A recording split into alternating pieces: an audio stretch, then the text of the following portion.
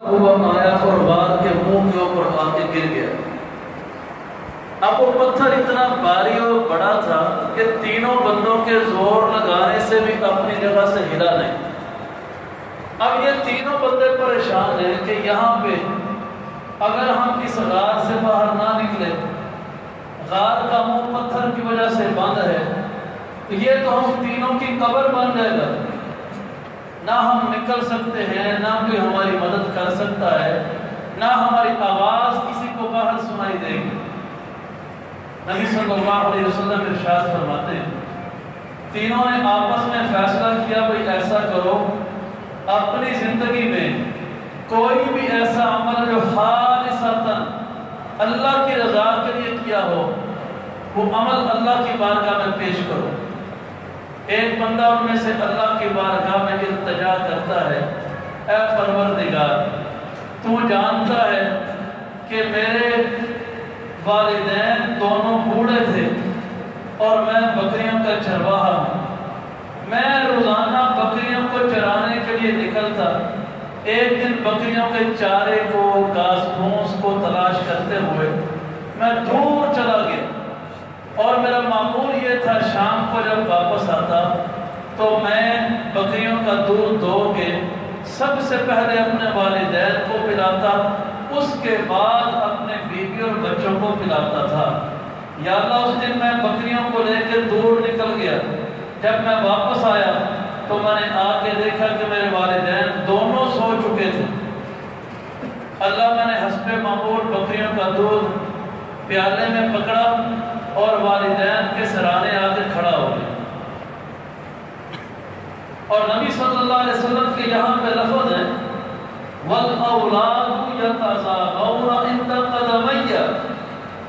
اس بندے کی اپنی اولاد، اس کے بچے، وہ بھوک کے عالم میں رو رو کے اس کی ٹانگوں سے چمٹ رہے، لیکن اس نے اپنے دل میں نیت کی تھی کہ جب تک والدین کو میں دودھ پلا نہیں دیتا، اپنے بچوں کو ایک قطرہ بھی نہیں پلاؤں۔ حتیٰ کہ ساری رات یوں گزر گئی اور فجر کا وقت ہو گیا۔ اب ادب بھی اس نے ملحوظ خاطر رکھا، کھڑا بھی رہا ہے، سارا دن بکریوں کو چرا کے آیا، تھکاوٹ سے دوچار ہے، لیکن پھر بھی ساری رات کھڑے ہو کے والدین کے سرانے گزار دی۔ یہ بھی نہیں کیا کہ آواز دے کے اٹھا دوں۔ یا اللہ، اسی حالت میں فجر کا وقت ہو گیا، والدین دونوں اٹھے تو تب میں نے دودھ ان کی خدمت میں پیش کیا، اس کے بعد اپنے بچوں کو میں نے دودھ پلایا تھا۔ اے باری تعالیٰ، اگر تجھے میرا یہ عمل پسند ہے تو اللہ اس پتھر کو یہاں سے ہٹا دے۔ اب یہاں سے ہم نے میرے بھائیوں یہ بھی بات سمجھ لی، وہاں آواز سننے والا کوئی نہیں، مدد کرنے والا کوئی نہیں، ان تک پہنچنے والا کوئی نہیں، لیکن بعض اوقات جب سارے آسرے، سارے اسباب، سب رستے بند ہو جائیں، ان بند رستوں کو کھولنے کی بھی طاقت صرف اللہ کے پاس ہے۔ تو حضور صلی اللہ علیہ وسلم فرماتے ہیں اللہ تعالیٰ نے اس پتھر کو اپنے حکم سے پیچھے کر دیا۔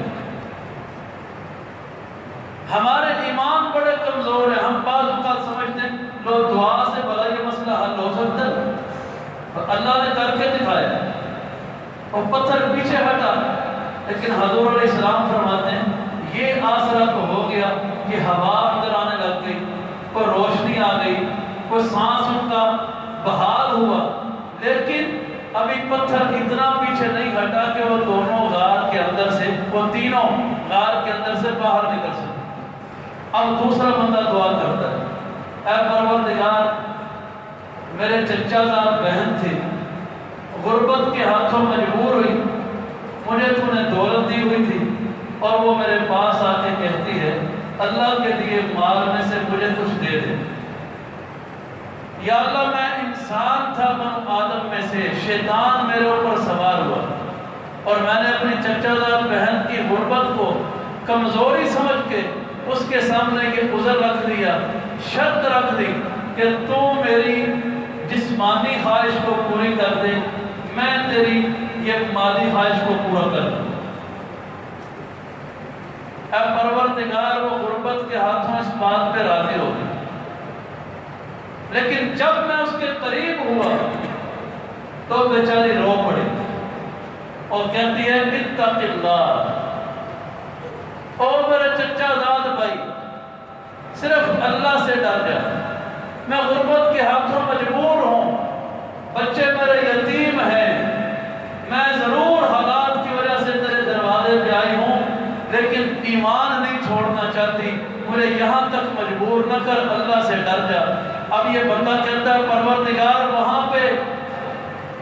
کوئی بندہ مجھے روکنے ٹوکنے دیکھنے والا نہیں تھا، اگر کسی ذات کا ڈر تھا صرف تیرا تھا، اس نے تیرا نام لیا، صرف تیری رضا کے لیے اللہ میں گناہ سے رک گیا۔ اگر اللہ تجھے یہ عمل پسند ہے، اللہ اس مصیبت کو ہم سے ٹال دے۔ حضور صلی اللہ علیہ وسلم فرماتے ہیں اللہ نے پتھر تھوڑا سا اور ہٹا دیا۔ اب تیسرا بندہ بولا، کہتا پروردگار میرے پاس ایک مزدور نے مزدوری کی، جب وہ کام کر کے فارغ ہوا میں اس کی اجرت اس کے ہاتھ پہ جب رکھی تو اس کو اجرت اپنی بڑی تھوڑی لگی، کہتا میرا کام زیادہ تھا، اجرت تھوڑی تھی، اگر تو نے زیادہ دینی ہے اجرت تو ٹھیک ہے، نہیں دینی تو یہ بھی اپنے پاس رکھو۔ اللہ وہ مجھ سے ناراض ہو کے چلا گیا۔ میں نے اسی کی اجرت سے کچھ مرغیاں خریدی، آہستہ آہستہ وہ کام بڑھتا گیا، پھر یا اللہ میں نے بکریاں خرید لی، پھر گائے بھینسیں خرید لی،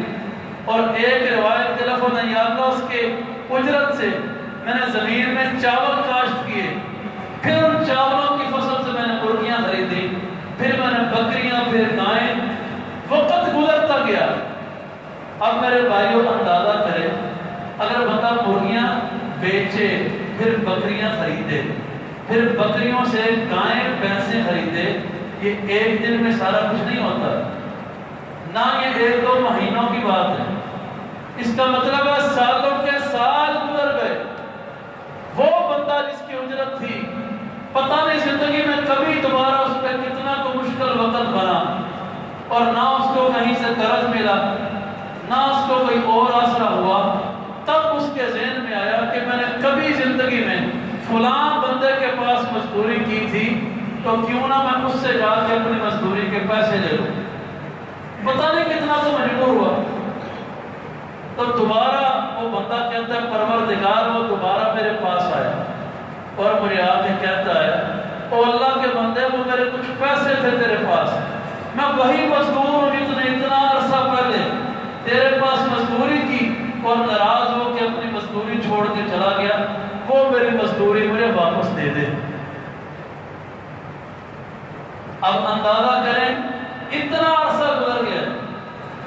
اگلی حدیث سنانے سے پہلے عرض کرتا ہوں، یہاں پہ 2 مہینے بعد کسی بندے سے پیسے مانگو، کہتا ہے کون سے پیسے؟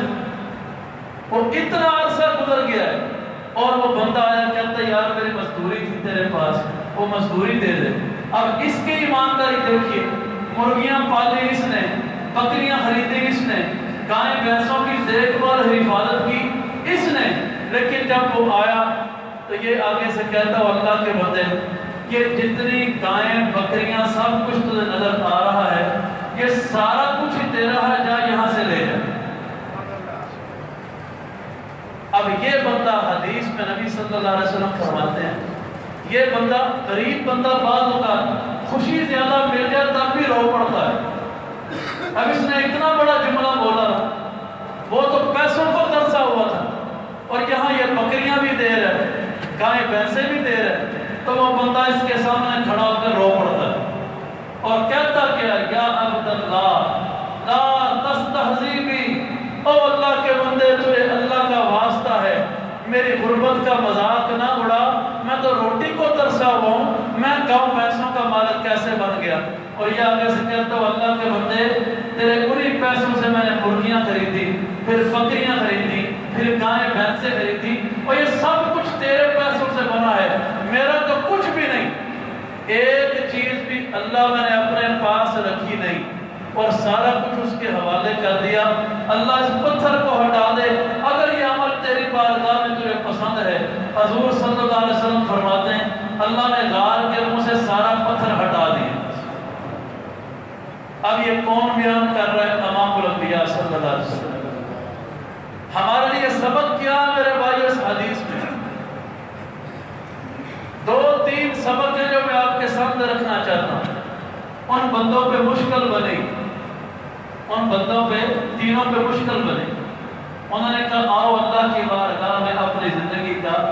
ایک ایک ایسا عمل پیش کریں جو خالصتاً اللہ کی رضا کے لیے ہے۔ کتنے کتنے عمل؟ ایک ایک۔ اور بھائیو ایک عمل پلے ہونا بندے کے جو خالص اللہ کی رضا کے لیے کیا ہو تو اللہ اتنا غفور الرحیم ہے، بڑی سے بڑی مشکل سے نجات دے دیتا ہے۔ ایک عمل پلے ہو خلوص پر، تو اگر ہم کوشش کر کے ہر روز ہی کوئی ایک ایسا عمل کر لیں جو خالصتاً اللہ کی رضا والا ہو تو اللہ ہمیں روزانہ تکلیفوں سے بچائے گا کہ نہیں بچائے گا؟ دوسرا حدیث سے سبق ہمارے لیے کیا ہے؟ ان تینوں میں سے ایک تھا ماں باپ کا فرما بردار۔ سارا دن بکریاں چرا کے بھی تھکاوٹ سے دوچار ہے، لیکن ماں باپ کی خدمت کے لیے پھر بھی کھڑا ہے۔ یا وہی ماں باپ محنت کرتے ہیں، بچہ اعلیٰ نوکری پہ چلا جاتا ہے، اے سی والے دفتر میں بیٹھا ہے، اے سی والی کار میں بیٹھا ہے۔ جس باپ نے عمر کی کمائی لگا دی اس کی پڑھائی کے اوپر، اب جب اس کو عروج ملتا ہے یہ باپ سے تم کر کے بولتا ہے۔ اور اگر ہم ماں باپ کے فرما بردار ہو جائیں، اگر میرے بھائیوں اس طرح وہ نوجوان گناہ کے قریب گیا تھا، چچا زاد بہن سے گناہ کرنے لگا لیکن اللہ کے ڈر سے رک گیا، اگر ہم گناہوں سے رکنے والے بن جائیں اور اگر ہم زندگی میں امانت دار بن جائیں، کسی کا پیسہ مارے نہ، کسی کا پیسہ کھائے نہ، مالک مزدور کی اجرت پوری دینے لگ جائے، بھائی بہنوں کی وراثتوں کے حصے نہ مارے، جس کا جتنا جتنا حق ہے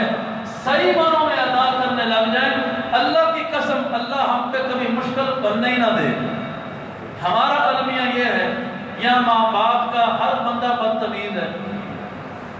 یا بھائی بہنوں کی وراثتیں مار کے بیٹھے ہوئے،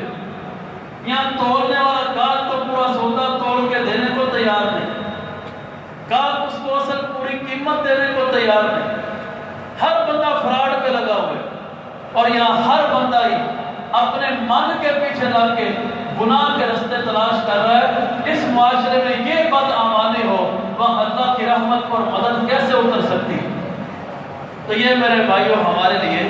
اس حدیث میں سبق ہے۔ اللہ تعالی ہمیں ماں باپ کا فرما بردار بنا دے، اللہ ہمیں کسی کا بھی حق مارنے سے زندگی بھر محفوظ رکھے، اور اللہ تبارک و تعالی ہمیشہ چھوٹا گناہ ہے یا بڑا اس سے ہمیں بچا کے رکھے۔ میرے بھائیوں کل لاہور بیگم کوٹ چوک میں آپ میں سے کئی بھائیوں نے سوشل میڈیا پہ دیکھا ہوگا، ہماری جماعت کے عالم دین تھے قاری عبدالمتین اصغر صاحب، کیسی اچانک اور شاندار دیکھے موت نصیب ہوئی۔ وہ اسٹیج پہ بیٹھے تلاوت کر رہے ہیں اور آیتیں پڑھ رہے ہیں، صحابہ